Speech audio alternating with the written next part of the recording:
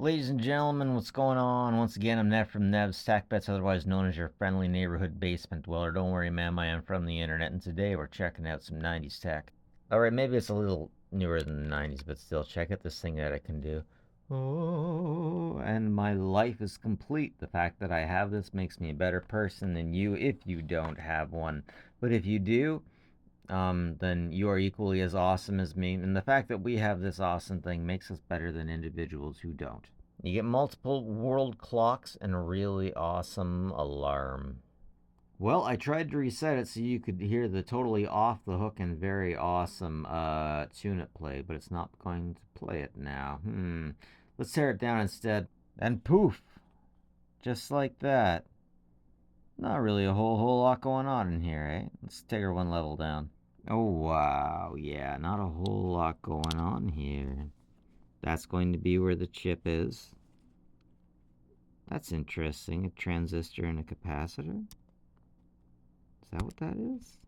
That's so interesting how it has all the giblets on the side. And it looks like they were hand soldered. Yeah. Oh, I got my finger over the names. Version 4. Huh. And I always love the button assemblies. And you can see here we have a membrane that pushes one layer upon another to make a connection. And in doing so, works nicely, or at least it would if I didn't tear it down.